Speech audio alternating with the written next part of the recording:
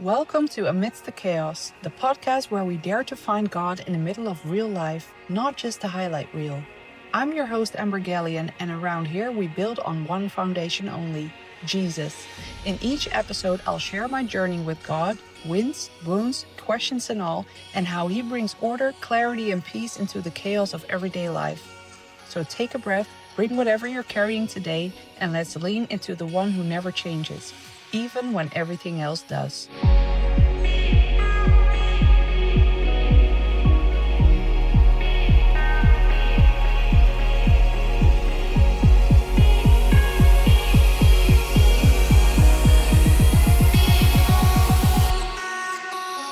Hey friend, welcome back to Amidst the Chaos. I'm really grateful you're here. And because we're heading into that season where people start planning the new year, goals, resolutions, fresh starts, I want to offer you a lens that's been grounding me in a deep way. Around this time of year, a lot of our prayers start to sound like a list. God, give me clarity. God, give me a breakthrough. God, give me the relationship. God, give me the opportunity. God, give me the results. And listen, God is not offended by your desires. He's a father. He cares. Maybe He even put those desires in your heart in the first place. But today, I want to challenge you with a different kind of prayer. Not just God, give me, but God, make me. Because if God gives you the thing before He strengthens the person, the thing can become weight instead of a blessing. So here's the distinction. God, give me is an outcome prayer. It's about what you want God to place into your hands. God, make me is an identity prayer. It's about who you're becoming so you can carry what God brings into your life. And honestly, this isn't a brand new concept for me. It's been a mindset I've been living from for a while now. But recently it's been reinforced, like God highlighting, yes, this, stay here. Because real alignment isn't passive.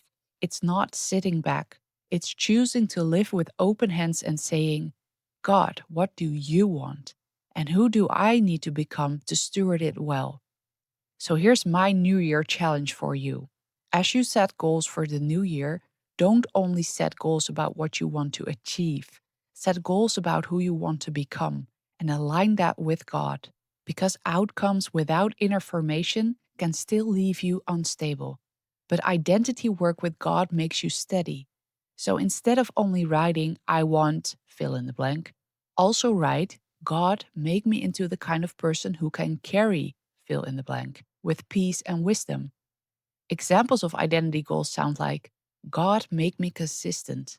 God, make me emotionally mature. God, make me secure in you.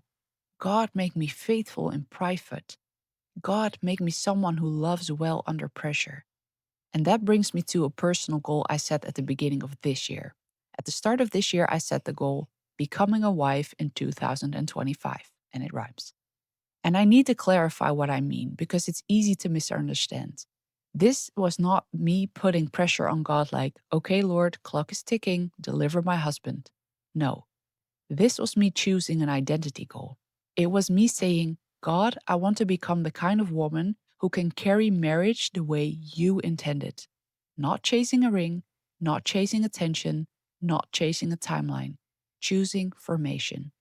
Because I believe it's when, not if, and I want to be ready, not just to receive something, but to steward it. And what's interesting is how God started to confirm this. In March, I was home with a broken fibula. I couldn't do life the way I normally would, and I was forced into stillness. And in that season, God started placing podcasts on my path, especially around marriage from a Christian foundation.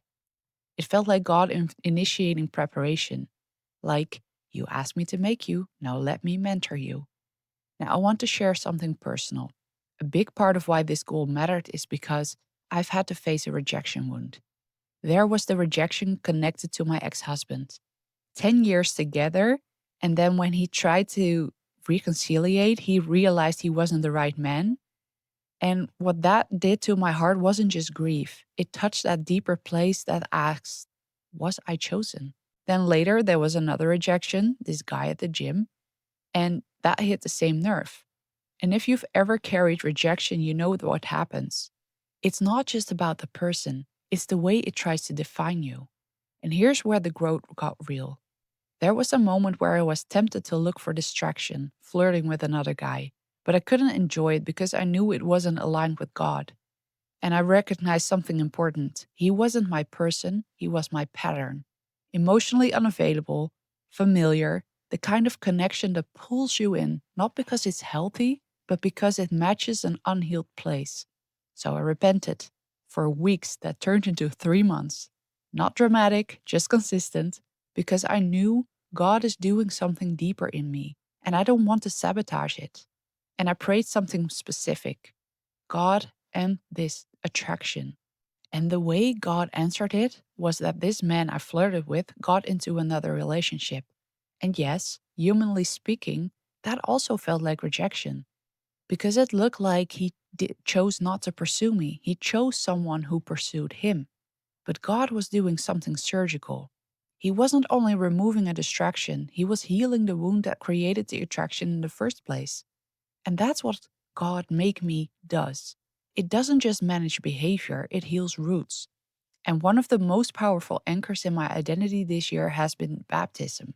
Because baptism wasn't just a moment, it was a burial. God didn't reject me, He rejected my sinful nature. And the truth that has settled in me is this: God has chosen me. Now, you may have heard me talk about Mark 4 in a previous episode. It's this picture of how the word works like a seed. There's the planting, then time, then harvest. And I want to highlight this chapter again because it matters for anyone setting identity goals. Spiritual change isn't hype. It's not hard mode. But it also isn't instant. It's seed, time, and then harvest. And I love how blunt this idea is. Like Andrew Womack says, you can cram for a test, but you can't cram for a harvest. That's so practical it almost hurts. Because a lot of us treat transformation like a deadline. God, change me by January 1st. God, fix me quickly. God, give me a miracle overnight. But God often works through a system of formation. Plant the seed, keep it planted, don't dig it up, stay consistent, and that's why identity goals matter. Because when you pray, God make me, you're not asking for an instant personality download. You're agreeing to a process. You plant, you stay planted, you don't dig up the seed every week, and over time you start seeing fruit. And this year, the timing of what I studied at Charis Bible College really matched what God was doing internally. In September, I followed the module A Sure Foundation that gave me the revelation about Mark chapter 4. And then a couple of weeks ago, I followed the module Marriage and Family God's Plan A, and then completed it by taking a test, and I scored 100%. And to me, what made that meaningful wasn't the number, it's that it felt like it tested heart understanding, what was actually become real inside you, not just what you can repeat. And I can see a real difference between who I was at the start of this year and who I am now. That's fruit. So here's what I want you to do as you set your goals for the new year. Name what you're asking God to give you. Be honest. Ask, who do I need to become to steward that well? That's the real question. Turn it into one identity sentence. God, make me into a person who, fill in the blank. Choose one seed to plant daily, one practice, one habit, one anchor. Because becoming is built, not wished. And actually schedule time for this seed. Because if you fail to plan, you plan to fail. So yes, bring your desires to God, ask boldly, dream boldly, but don't stop at God give me. Pray, God make me, because God can hand you an opportunity, but identity is what makes you able to carry it with peace, wisdom, and stability. Thanks for being here with me today. If this episode spoke to you, share it with someone who's setting goals right now. And take 5 minutes today to write your God make me sentence. All right, we'll leave it here for today. Thanks for listening to Amidst the Chaos. I'm your host, Amber Gallion, and my prayer is that today's episode helped you see Jesus a little more clearly right in the middle of your own mess and motion.